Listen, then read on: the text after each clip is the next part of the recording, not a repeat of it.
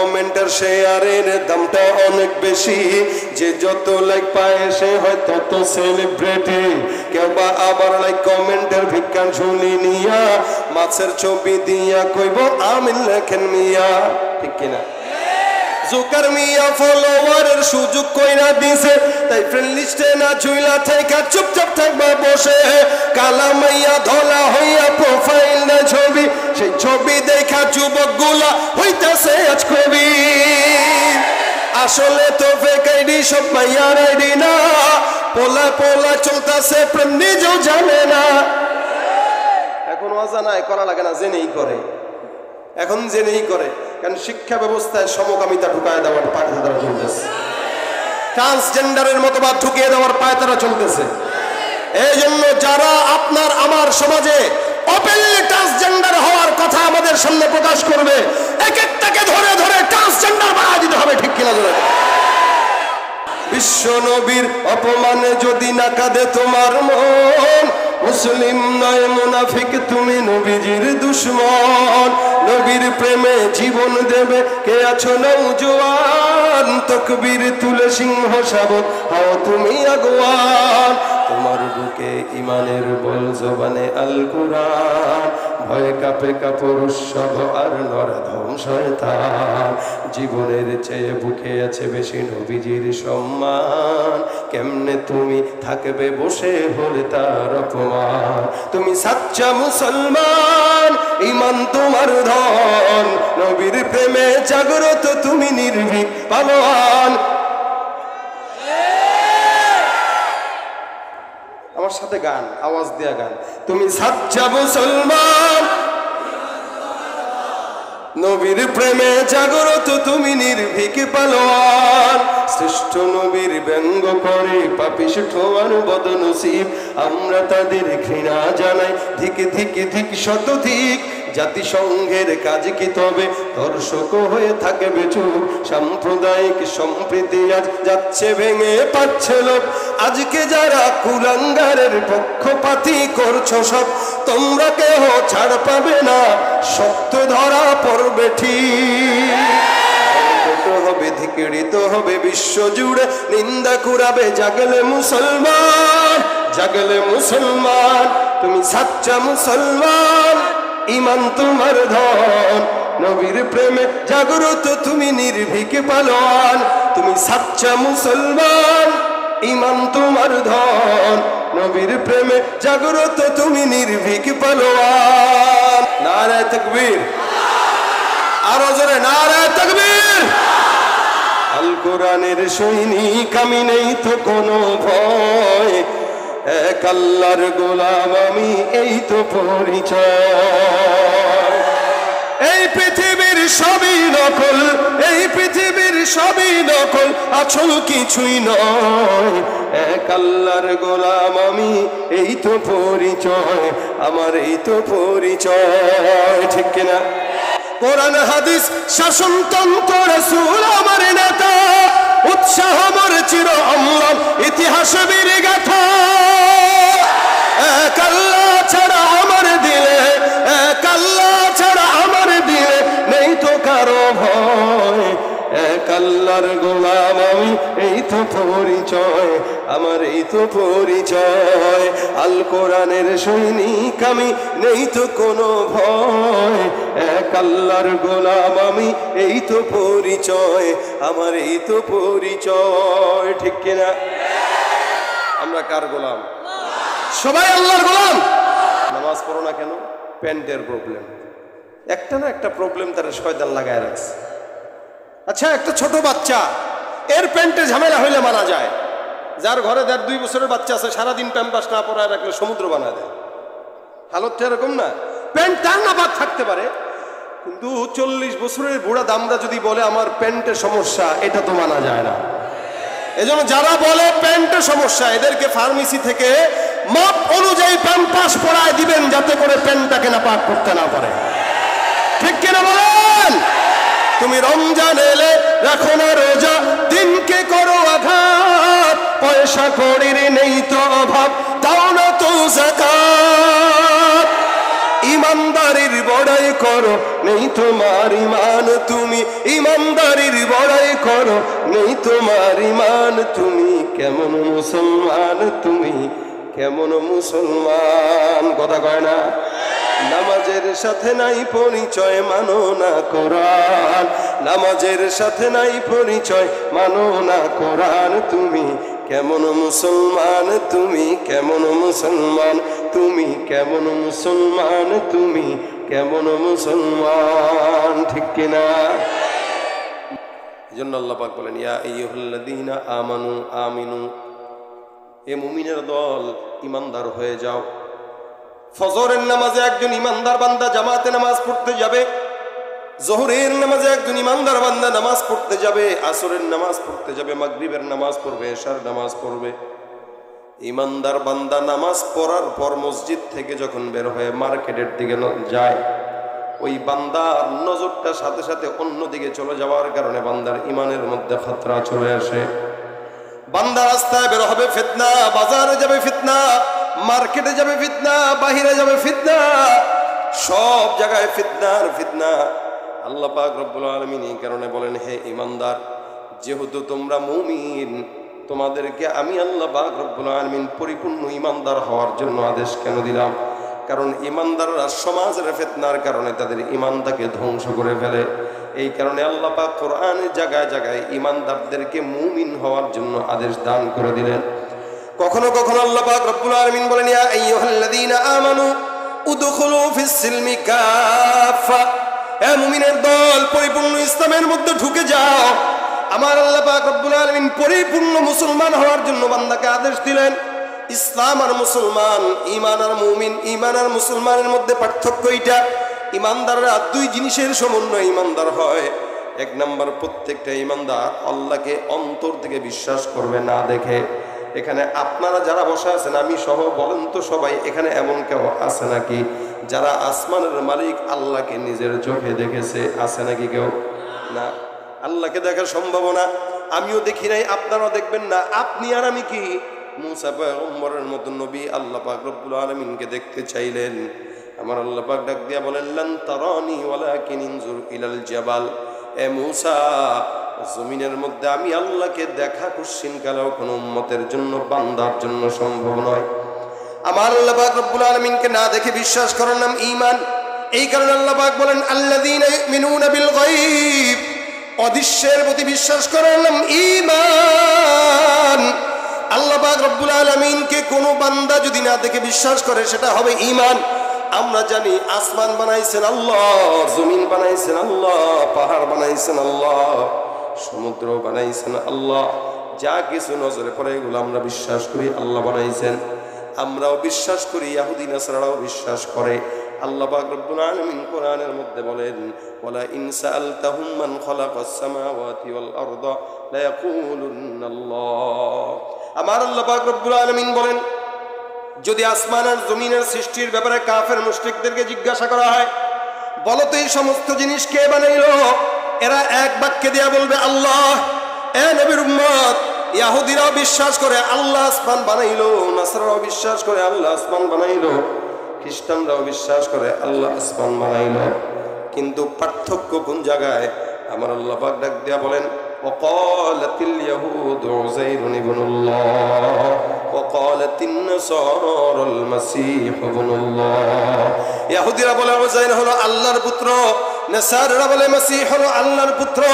এরা আল্লাহকেও মানে, আবার আল্লাহর সঙ্গে অন্য কাউকে শরীক করে নেয়। আর আমরা যারা ঈমানদার আছি, আমরা বলি কুল হুয়াল্লাহু আহাদ আল্লাহুস সামাদ লাম ইয়ালিদ ওয়া লাম ইউলাদ ওয়া লাম ইয়াকুল লাহু কুফুয়ান আহাদ।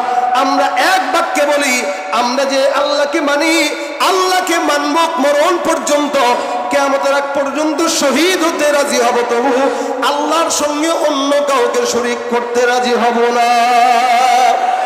এটা আমাদের ঈমান। এ মুসলমান, ঈমান দিয়ে আমরা প্রত্যেকটা ঈমানদার বান্দা এক বাক্যে বলি লা ইলাহা ইল্লাল্লাহ।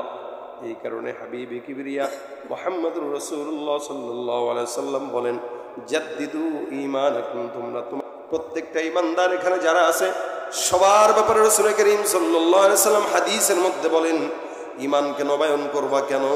বলে বান্দা প্রতিনিয়ত গুনাহের কারণে বান্দার ঈমানটা বান্দার কলব থেকে উঠে যায়। আল্লাহর হাবিব বলেন এই কারণে কখনো কখনো লা ইলাহা ইল্লাল্লাহ মুহাম্মাদুর রাসূলুল্লাহ এই কালেমা বারবার পাঠ করার মাধ্যমে বান্দার ঈমান নবায়ন হয়ে যায়। মুফাসসিরিন ইকরাম বলেন কোন বান্দা যখন দৈনিক 5 বার আজানের জবাব দিবে, ওই বান্দা প্রত্যেক দিন 5 বার আজানের জবাব দেওয়ার কারণে বান্দার 5 বার ঈমানটা নবায়ন হবে। এই জন্য যখন আজান হয় লা ইলাহা ইল্লাল্লাহ মুহাম্মাদুর রাসূলুল্লাহ, আশহাদু আন্না মুহাম্মাদার রাসূলুল্লাহ, আশহাদু আল্লা ইলাহা ইল্লাল্লাহ, এগুলোর জবাব দেওয়ার মাধ্যমে ঈমানটা নবায়ন হয়।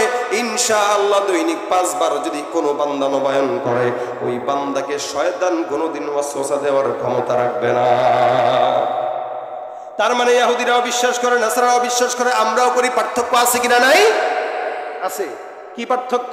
তারা আল্লাহর সঙ্গে অন্যকে শরীক করে, আমরা আল্লাহর সঙ্গে কাউকে শরীক করি না। এই কারণে আল্লাহ পাক বলেন আল্লাযীনা ইউমিনুনা বিল গায়ব, অদৃশ্যের প্রতি বিশ্বাস করে, এটা ঈমানদারের কাজ। 2 নম্বর ঈমানদারের গুণ থাকবে ইকরার বিল লিসান, বান্দা জবান দিয়ে সুন্দর করে স্বীকার করে বলবে লা ইলাহা ইল্লাল্লাহ মুহাম্মাদুর রাসূলুল্লাহ। বান্দা জবান দিয়ে স্বীকার করে ফেলবে, আল্লাহর কালেমা স্বীকারোক্তি দিয়ে বান্দা ঈমানদার হবে। এই 2টা গুণ থাকার কারণে বান্দা মুমিন। কিন্তু আরেকটা গুণ আছে যেটা বান্দার মধ্যে যখন আসে, ওই বান্দাটা ঈমানদার থেকে মুসলমান হয়। ঈমান আর মুসলমান এক জিনিস না। ঈমান মানে আল্লাহকে না দেখে বিশ্বাস করলাম, আর মুসলমান মানে আল্লাহ পাকের শরীয়তের যত হুকুম আহকামগুলো আছে এগুলো পরিপূর্ণ মেনে সারেন্ডার হওয়ার নাম হলো মুসলমান।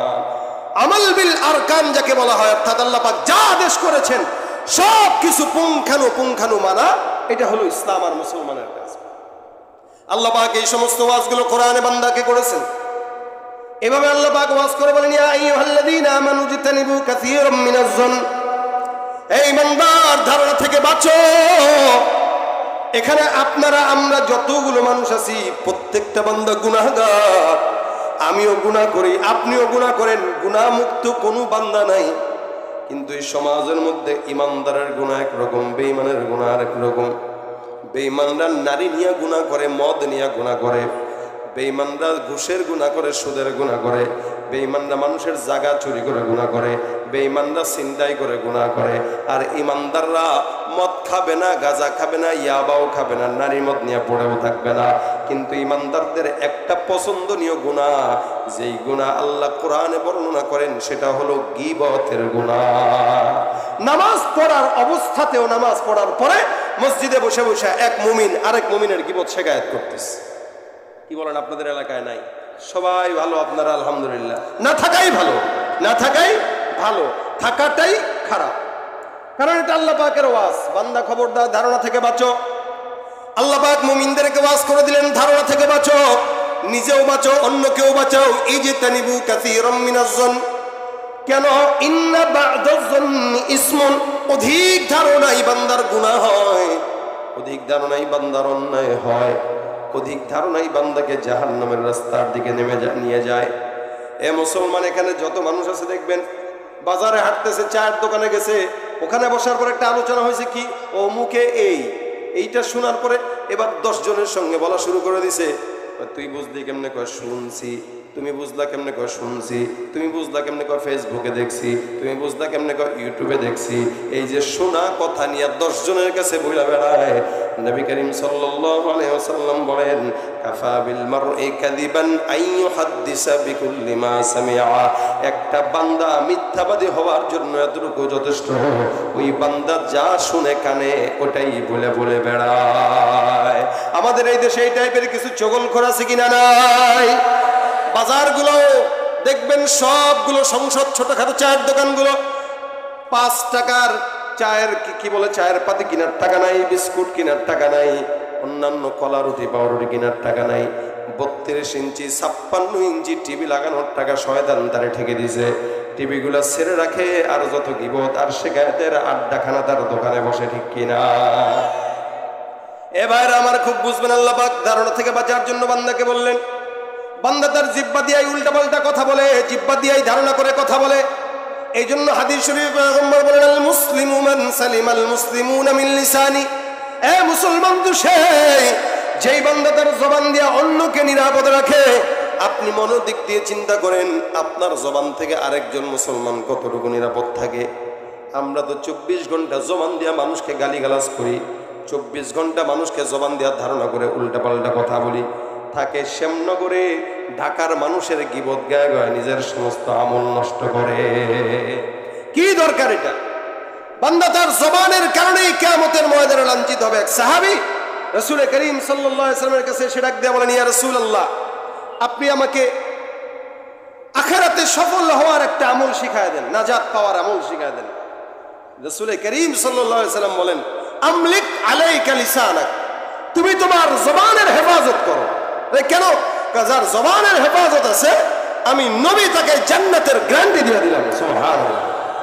রাসূল বলতেছেন, তুমি তোমার দুইটা জিনিসের গ্যারান্টি দাও, আমি তোমার জান্নাতের গ্যারান্টি দিব। 1 নম্বর, 2 চোয়ালের মাঝে যেটা আছে ওইটা জিহ্বার গ্যারান্টি দিতে আমার হাবিব বললেন।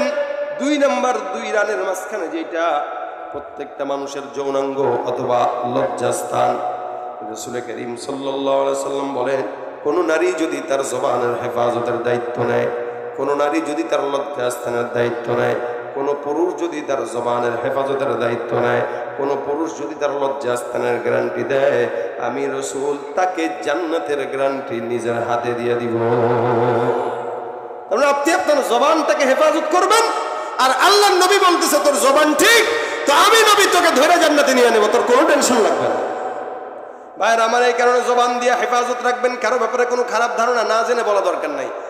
এই মাদ্রাসার মুহতামিম কি করছে, ওই মাদ্রাসার মুহতামিম কি করছে, মসজিদের ইমাম সাহেব কি করছে, মসজিদের খতিব সাহেব কি করছে, সাইদ আহমদ কি করছে, অথবা এলাকার চেয়ারম্যান কি করছে, অথবা ঢাকার কোনো বক্তা কি করছে, সারাদিন খালি মানুষের দোষগুলা গোপনে গোপনে তালাশ করে করে ফেসবুকে লেখালেখি, ইন্টারনেটে দেওয়া দিই, লিঙ্ক শেয়ার করা করি। এটাই তো আমাদের সমাজের কালচার হয়ে গেছে, ঠিক কিনা জোরে বলেন?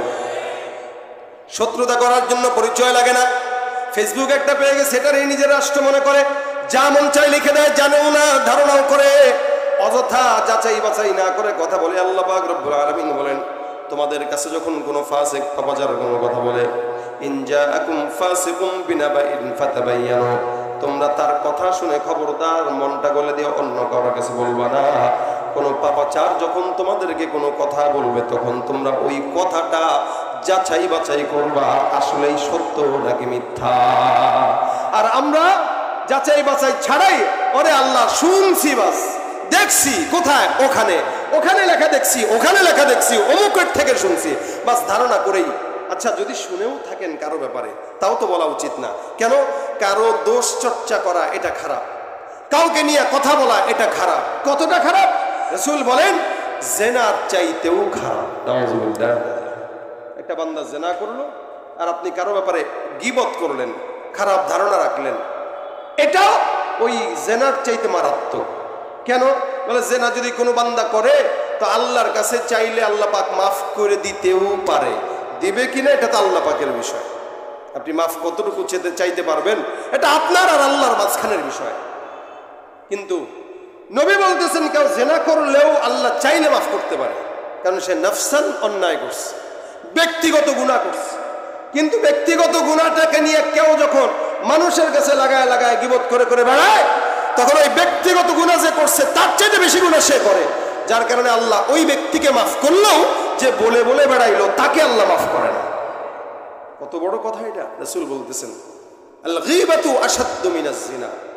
মানুষের কাছে দোষ চর্চা করা, ফেসবুকে লেখালেখি করা, ইউটিউবে কন্টেন্ট তৈরি করে আরেকজনকে ইচ্ছামতো ধোলাই করা। বর্তমানে তো এখন কন্টেন্ট ক্রিয়েটররা বের হয়ে গেছে, এদের কাজই হইলো কে ঘরের ভিতরে পাপ দিল ওইটাও কেউ ফেসবুকে এনে মানুষের সামনে প্রচার করা, এবং এটাকে ইবাদত মনে করতেছে। কিসের আলেম কিসের জালেম, সবার হাল দেখ। নিজের নিচে নিজের ভিতরে গুনাহের অভাব নাই, নিজের দোষের অভাব নাই, আরেকজনের দোষ তালাশ করতে আমরা ব্যস্ত। যার কারণে আরেকজনের দোষ যখন তালাশ করতেছি, আমার সব নেকিগুলো তার কাছে চলে যাচ্ছে, আর তার গুনাহগুলো আমার কাছে চলে আসার কারণে দেখা গেছে সে জান্নাতি হয়ে গেছে, আমি জাহান্নামের দরজায় হাউ হাউ করে কাঁদতেছি। ভাই, খুব মনোযোগের সাথে শুনেন এই কথাগুলা। রাসূল করিম সাল্লাল্লাহু আলাইহি ওয়াসাল্লাম হাদিসে বলেন, এক বান্দার ব্যাপারে রাসূল হাদিস শরীফে ঘটনা বর্ণনা করেন। এই বান্দা জান্নাতি হয়ে গেল, আল্লাহ পাক তাকে বলল, যাও জান্নাতে ঢুকে যাও। ওই ইমানদার বান্দা সুন্দর করে জান্নাতের কিনারায় যাবে। জান্নাতের কিনারায় যায়, জান্নাতে ঢুকতে যাবে, পিছন থেকে একজন বান্দা কলার চেপে ধরে বলবে, বান্দা কই যাও? বলে যে দেখো জান্নাতের টিকিট নিয়ে আসছি, জান্নাতে ঢুকবো। নবী করিম সাল্লাল্লাহু আলাইহি ওয়াসাল্লাম বলেন, যদি জান্নাতে ঢুকতে হয় ওই বান্দা এখন পিছন থেকে ডাক দেয়া বলবে, জান্নাতে যদি ঢুকতে হয় আমার সঙ্গে কিছু মুআমালা আছে, মুআমালাগুলো ক্লিয়ার করে নাও, তারপর জান্নাতে ঢুকে যাও। আল্লাহর বান্দা জান্নাতে যে যাবে সে ডাক দেয়া কয়, এটা আবার কি ধরনের কথা? জান্নাতের নিয়ামত হয়ে গেল, টিকিটও পেয়ে গেলাম, তুমি আবার কে? পিছন থেকে বান্দা ডাক দেয়া বলবে, আমি তোমার সঙ্গে কিছু পাওনাদার আছি, আজকের পাওনাদার গুলো মিটা দেওয়া না পর্যন্ত জান্নাতে প্রবেশ করার মতো যোগ্যতা তোমার নাই। জান্নাতওয়ালা বান্দা ডাক দেয়া বলবে, আল্লাহ তুমি তো জান্নাতের টিকিট দিয়ে দিছো, জান্নাতে ঢুকতে গেছি, এখন এই বান্দা কেন আমাকে নিষেধ করে? আমার আল্লাহ পাক ডাক দেয়া বলবে, কেন নিষেধ করে এটা তুমি না জানো, আমি কি জানি? আমি তো আমার সব হক মাফ করে দিলাম। ওই বান্দা ডাক দেয়া বলবে, আল্লাহ তুমি তো দেখো। আল্লাহ বলবেন, না না, আমার সমস্ত অন্যায় যেগুলো আমার জন্য করেছো ওগুলো মাফ করে দিলাম, বাকি যে অন্যায়গুলো বান্দার সঙ্গে করছো ওইটা বান্দার হক। মনে রাখবেন, হক দুই প্রকার, হুকুকুল্লাহ, হুকুকুল ইবাদ। আল্লাহর হক যদি কোনো বান্দা নষ্ট করে আল্লাহ পাক মাফ করে দেয়, বান্দার হক নষ্ট করা বান্দাকে আল্লাহ পাক কোনোদিন মাফ করে না, যতক্ষণ ওই বান্দা নিজে মাফ না করে। এখন এই বান্দা ডাক দিয়া বলবে, ভাইরা আমার, এই বান্দা ডাক দিয়া বলবে, কিয়ামত দুনিয়ার ময়দানে তুমি আমার নামে গীবত করে করে মানুষের কাছে আমার সম্মান নষ্ট করেছো, আজকে 20টা নেকির কারণে আমি জান্নাতে যেতে পারতেছি না। যেহেতু জমিনের মধ্যে তুমি আমার সম্মান নষ্ট করলে, আজকে 20টা নেকি আমাকে দাও, তারপরে জান্নাতে যাও। এই বান্দা ডাক দেয়া বলবে, আমার নেকি এখন কানায় কানায় ভরপুর, এখান থেকে কমে যাওয়া মানে জান্নাত মিস করা, ভাই আল্লাহর রাস্তায় মাফ করে দে। ওই বান্দা বলবে, না না, জমিনের মধ্যে সবর করছি, ধৈর্য ধরছি, আজকে মাফ করার মতো কোনো সুযোগ নাই। স্পষ্ট জান্নাতি বান্দা যে জান্নাতে ঢুকে যাবে, ওই বান্দাটা এই বান্দাকে 20টা নেকি দিয়ে এখন সে হয়ে যাবে খালি।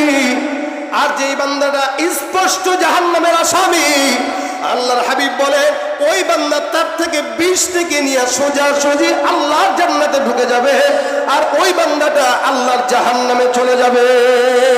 শুধুমাত্র গীবতের গুনাহের কারণে একজন ইমানদারের সমস্ত অন্যায়গুলো নষ্ট হয়ে বান্দা জাহান্নামের আসামি হবে। আপনি আমি দুনিয়ার জমিনে বিশাল বড়, নিজেকে অনেক বড় মুসলমান দাবি করি, এই জন্য আরেক মুসলমান ভাইকে খারাপ লাগে, যার কারণে তাকে জায়গায় জায়গায় গালিগালাজ করি, আরেক মুসলমানকে নিয়ে কটূক্তি করি, আরেক মুসলমান ভাইকে নিয়ে এলাকার মধ্যে বদনাম রটাই, আরেক মুসলমান ভাইকে যদি অন্যায়ভাবে কোনো দোষ পাই এটা সারা দুনিয়ার মানুষকে বলে বলে বেড়াই। অথচ পয়গম্বর বলেন, আল মুমিনু মিরআতুল মুমিন, আয়না যেরকম একজন ইমানদার একজন মানুষের সমস্ত দাগগুলো গোপন রাখে, ঠিক একজন ইমানদার তেমন ভাবে আরেকজন ইমানদারের দোষ গোপন রাখবে। আয়না যেভাবে মানুষ আয়নার সামনে দাঁড়ায়, আমাদের আয়না যদি কথা বলতে পারতো, তাহলে এদেশের মা বোনেরা যেভাবে মেকআপ দিয়া রাস্তাঘাটে বের হয়, বিয়ের অনুষ্ঠানে যায়, আয়না কথা বলতে পারলে দৌড় দিয়া বলতো, ভাই এটা যেই সৌন্দর্য দেখতেছেন এগুলো সব হইলো আটা ময়দার বরকত, এর কোনো সৌন্দর্য নেই। কি বলেন ঠিক না? যদি আয়না কথা বলতে পারত, প্রত্যেকটা মহিলা যারা মেকআপ করে এদের বিরুদ্ধে মানুষের কাছে বলে বলে বেড়াইতো, কিন্তু আয়না চুপ থাকে। কোনো মানুষের দোষ আয়না গোপন রাখে, প্রকাশ করে না। রাসূল বলেন, একজন ইমানদার ঠিক তেমনি ভাবে আরেকজন ইমানদারের আয়না স্বরূপ, সেও কারো দোষ গোপন করবে না, জবানকে সংযত করে আল্লাহর কাছে বলবে, আল্লাহ আমি আমার নিজের চিন্তা করবো। নাফসাক, হযরত ওমর বলেন, তুমি তোমার নফসকে আগে প্রশ্ন করো যে তুমি কতটুকু ভালো, তুমি কতটুকু ভালো সেটা হিসাব না, তারপরে অন্যের তলা দেখো। এই জন্য সিদ্দিক আকবর আবু বকর মাঝে মাঝে জিহ্বাটাকে শাসাই দেন। আবু বকর সিদ্দিক একবার জিহ্বাটাকে বের করে ডানে দেন, বামে নেন, সামনে নেন, পিছনে নেন, টান দিয়ে মুখ থেকে এই পর্যন্ত বের করে জিহ্বাকে আঘাত দেয়। এক সাহাবী পাশ থেকে দেখে, আর আবু বকরকে ডাক দিয়ে বলে, আবু বকর তুমি বারবার জিহ্বাটাকে বের করে করে ডানে নাও, বামে নাও, সামনে নাও, পিছনে নাও, কি কারণ?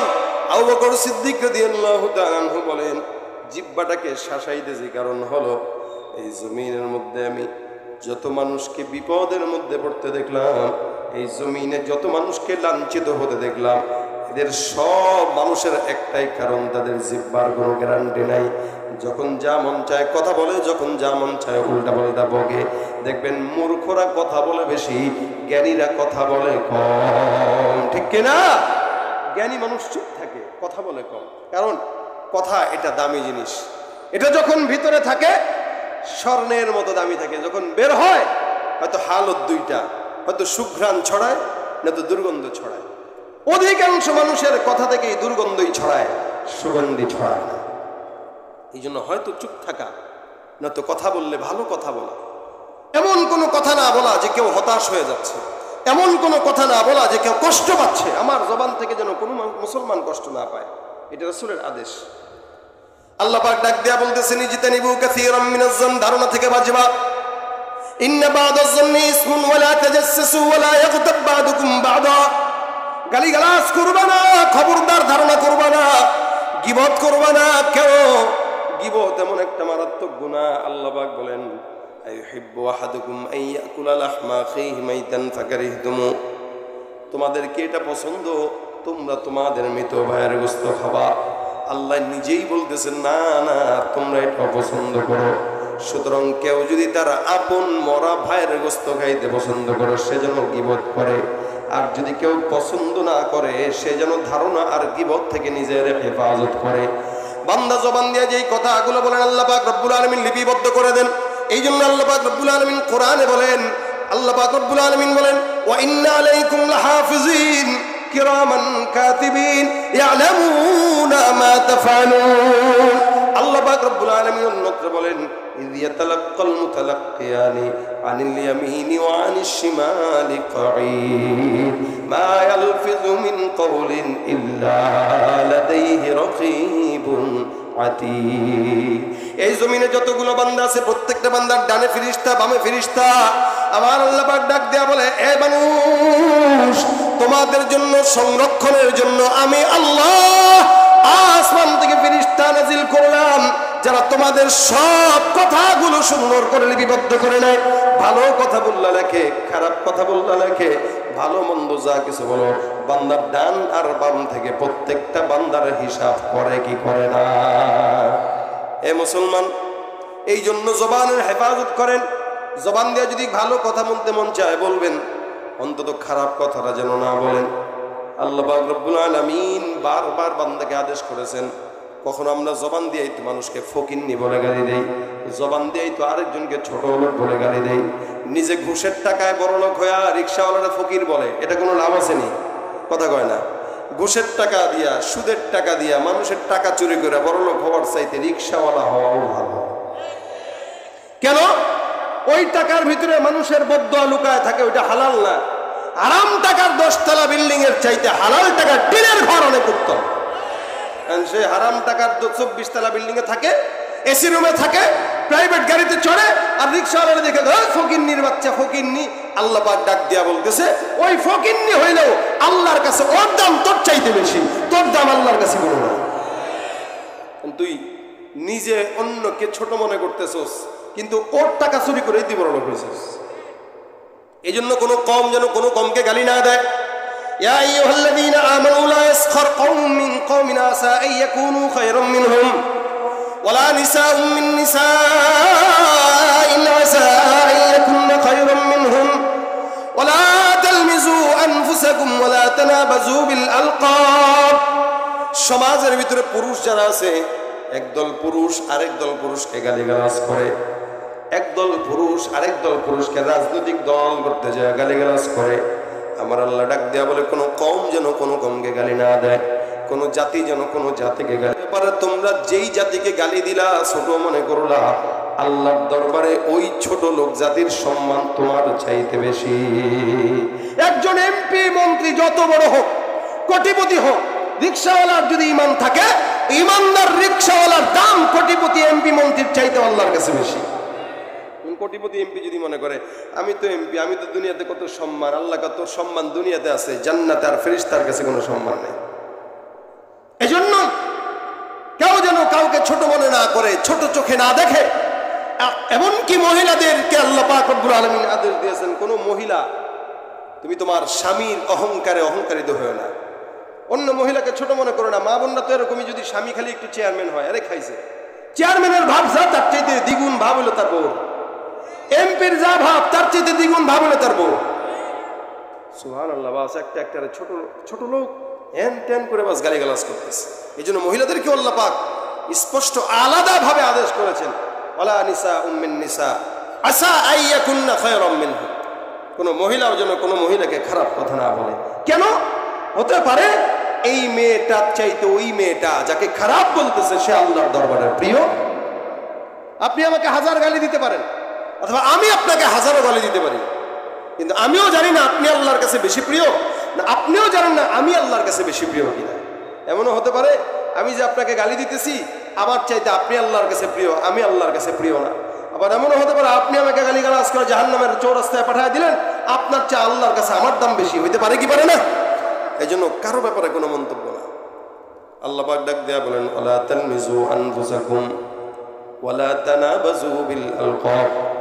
তোমরা কেউ কাউকে দোষারোপ করবা না, কেউ কাউকে ছোট মনে করবা না, কেউ কারো প্রতি ইলজাম দিবা না, খবরদার ভিন্ন কোনো নামে ডাকবা না। এলাকার কিছু মানুষ আছে একজন আরেকজনকে ভিন্ন নামে ডাক দেয়। মনে করেন একজনের নাম আব্দুর রহমান, একটু মোটা হওয়ার কারণে আপনি তারা মুটকো বলে ডাক দেন, আছে কি নাই? একটু চিকন হওয়ার কারণে কাকলাস বলে ডাক দিতেছে, ক্যাঙ্গারু বলে ডাক দিতেছে, কত নাম, ভিন্ন নামে। অর্থাৎ তার একটা নাম আছে যে নামটা তার মা বাবা রাখছে, ওই নামকে বাদ দিয়ে ভিন্ন কোনো নামে ডাকা সম্পূর্ণ হারাম, কোনোভাবে এটা জায়েজ নেই। যদি আদর করে ডাকেন, আদর করে আপনার সন্তানকে আপনি পিচ্চি বলতেছেন, আদর করে আপনার সন্তানকে ভিন্ন নামে ডাকতেছেন, যেই নামে সেও খুশি আপনিও খুশি, তাহলে সমস্যা নেই, কারণ আল্লাহ পাক নিজেও ডাকছেন তার হাবিবকে। আদর করে মোহাম্মদ বাদ দিয়া মুজাম্মিল বলে ডাকছেন, এটা আল্লাহ পাক ডাকছেন মহব্বত করে, আপনিও ডাকেন। কিন্তু সে যদি রাগ করে কষ্ট পায় তাহলে ডাকা যাবে? কথা বলা না যাবে? ওয়ালা তানাবাজু বিল আলকাব। আল্লাহ পাক বলেছেন কাউকে ভিন্ন লকব দিয়ে ডাকা যাবে না, হারাম হারাম হারাম। এই জন্য জান্নাত যদি অন্তত পেতে চান জবানের গ্যারান্টি রাখেন। উল্টা পাল্টা ফেসবুকে লেখালেখি করে, উল্টা পাল্টা ফেসবুকে গালিগালাজ করে, উল্টা পাল্টা আরেকজনের বিরুদ্ধে এলাকার ভিতরে সুনাম বদনাম রটিয়ে নিজের আমলনামা নষ্ট করা ছাড়া কোনো ফায়দা নেই, আল্লাহর কসম কোনো ফায়দা নেই। আপনি কারো গীবত করলেন মানে কি জানেন? আপনার কষ্টের নামাজ, আপনার কষ্টের হজ, আপনার কষ্টের যাকাত, আপনার কষ্টের সাদাকা, সব কিছুর আমলনামা তার কাছে দিলেন আর তার সমস্ত গুনাহ আপনার কাছে নিলেন। এর চাইতে কোনো ফায়দা আর বেশি কিছু নাই, এটাই ফায়দা। এখন আপনি বুঝবেন এটা কি ফায়দা নাকি ক্ষতি? ক্ষতি না? নিজের এমনিও ইবাদত কম, নামাজ কালাম পড়ি কোনো মতে, ঠিক মতো ইবাদত করতে পারি না, ঠিক মতো জিকির আজকার করতে পারি না, তালিম তরবিয়তেও নাই, এরপরেও যদি যতটুকু আমল আখলাক হয় এটা যদি আবার এভাবে নষ্ট করি, এর চাইতে খারাপ আর কোনো কিছু হয় না। এই কারণে কারো ব্যাপারে বলার আগে যাচাই বাছাই করা। যদি কেউ যদি আপনার সামনে বা আপনার অগোচরে কোনো দোষ করে তাহলে কি করণীয়? আল্লাহ পাক শিখিয়ে দিয়েছেন, ইন্নামাল মুমিনুনা ইখওয়া ফাআসলিহু বাইনা আখাওয়াইকুম ওয়াত্তাকুল্লাহ। আল্লাহ পাক বলেন প্রত্যেকটা মুমিন তোমরা ভাই ভাই, তোমরা ভাই ভাই। কেউ যদি তোমাদের সামনে অন্যায় করে তোমরা ফাআসলিহু বাইনা আখাওয়াইকুম, তোমরা তোমাদের ভাইদের মাঝে ইসলাহ করে দাও, সংশোধন করে দাও। আপনি সংশোধন করবেন কিভাবে? তাকে ফোন দিবেন ব্যক্তিগতভাবে। বর্তমান ফোনের জামানা, ইউটিউব ফেসবুকের জামানা, মেসেঞ্জারের জামানা, হোয়াটসঅ্যাপের জামানা। সুন্দর করে তার নক দিয়ে বলুন, ভাই শুনলাম আপনার নাকি এটা হয়েছে, একটু বলেন তো কি হয়েছে বলেন। তখন সে আপনাকে ব্যাখ্যা দিবে। আর আপনি শুধুমাত্র শোনা কথা নিয়েই যদি এদিক সেদিক লাগায় বেড়ান তাহলে আল্লাহর কাছে জবাব দিবেন, আমল নামা নষ্ট করবেন। দেখা যাবে আপনি তার আমল নামা নিয়া, তার গুনাহ নিয়া জাহান্নামে, আপনি আর আপনার নেক নিয়া সে জান্নাতে। এই কারণে কারো ব্যাপারে কোনো মন্তব্য খারাপ ভাবে না জেনে করা যাবে? কথা বলা না যাবে করা? প্রত্যেকটা মানুষ নিয়ত করবেন এটা, এখন থেকে কারো ব্যাপারে কোনো না জেনে মন্তব্য করব না। কারো ব্যাপারে না জেনে কোনো মন্তব্য, কোনো গীবত শেখায় কারো অগোচরে। হ্যাঁ, গীবত করা জায়েজ দুই কারণে। এক নম্বর, হয়তো এই বান্দাটার দ্বারা কোনো সামাজিক ক্ষতি হচ্ছে। সামাজিক ক্ষতি বলতে ফেন্সিডিলের ব্যবসা করে, অথবা মদের ব্যবসা করে, অথবা গাঁজার ব্যবসা করে, এলাকার যুবকদেরকে নষ্ট করছে। এই লোকের ব্যাপারে একদম ওপেন মানুষের সামনে বলা এটা ইমানের দায়িত্ব, কারণ সে সমাজ নষ্ট করতেছে। 2 নাম্বার, কারো মাধ্যমে যদি ইমানের ক্ষতি হয়, অর্থাৎ সমাজের ভিতরে বেদাত চালু করতেছে, মাজার পূজা চালু করতেছে, অন্যান্য বেদাত চালু করতেছে, ইমান ধ্বংস করতেছে, এই টাইপের কোনো অন্যায় যদি কেউ করে, তার ব্যাপারে মানুষকে সতর্ক করার জন্য বলা এটা জায়েজ নয়, বরং ইমানের দায়িত্ব। এর বাহিরে শুধুমাত্র রাজনৈতিক পরিচয়কে কেন্দ্র করে অথবা দল অন্ধ পরিচয়, দলের পরিচয়কে কেন্দ্র করে, ব্যক্তি পরিচয়কে হিংসাত্মক মনোভাব নিয়ে কারো বিরুদ্ধে কোনো কিছু বলা, তার মানে বুঝবেন আপনার ভিতরে হিংসা কাজ করতেছে, আপনি সঠিক নিয়ত করতেছেন না। যদি আপনার ভিতরে হিংসা নাই থাকতো, আপনি তাকে ফোন করে অথবা সরাসরি তাকে সংশোধনের চেষ্টা করতেন। এটাই হবে ইমানদারের পরিচয়। এই কারণে প্রত্যেকটা ভাই এখানে যারা আছে, আজকে থেকে আপনি প্রত্যেকটা ইমানদারকে নিজের আপন ভাই মনে করবেন। হ্যাঁ, আমি বলি তো, গীবত যদি করতেই হয়, কোনো ইমানদার ভাইয়ের গীবত করবেন না, নিজের মায়ের গীবত করবেন, নিজের বাপের গীবত করবেন। নিজের মা বাবার গীবত করা এটাও গুনাহ, এটাও জায়েজ না। কিন্তু কেন বলতেছি, আপনি সাতক্ষীরার শ্যামনগর মাটিতে বসে ঢাকার কোনো মানুষের গীবত করলেন, কক্সবাজারের কোনো মানুষের গীবত করলেন, চুয়াডাঙ্গার কোনো মানুষের গীবত করলেন, অথবা উত্তরবঙ্গের কোনো মানুষের গীবত করলেন, ফায়দা কি? যার ছায়াও দেখতে পারেন না, তাকে আমলনামা দিয়া জান্নাতে পাঠাইলেন। তার চেয়ে এটা ভালো নিজের ঘরের মা, যাকে আপনাকে জন্ম দিয়েছে, তার গীবত করেন, অন্তত আপনার নেকিটা মায়ের কাছে যাক, মা বিনিময়ে জান্নাত পাক, ঘরের নেকি ঘরেই থাক, মা বাবা জান্নাতে যাক। কি বলেন, ঠিক না? কারণ আপনার এই গীবতের কারণে আপনার বাবা আপনার সওয়াব পাবে, আপনার মা আপনার সওয়াব পাবে, আর আপনি বিনিময়ে তাদের গুনাহগুলো বহন করবেন। আপনি নিজে বিলিয়ে দিয়ে গুনাহ বহন করে মা বাবাকে জান্নাতে পাঠায় আপনি জাহান্নামে যান, তাও তো বলতে পারবেন যে নিজের মা বাবাকে জান্নাতে পাঠাইছে। যার ছায়াও দেখতে পাচ্ছেন না, তাকে কি দরকার নিজের খেয়ে নিজের পড়ে তাকে গীবত করে তার সমস্ত নেকিগুলো গুনাহগুলো নিয়ে যাওয়া? কোনো যুক্তিকতা নাই। এই কারণে যার জবানের হেফাজত আছে, রাসূল বলেছেন তার জান্নাতের গ্যারান্টি আছে। যার জবানের হেফাজত নাই, তার জান্নাতের গ্যারান্টিও নেই।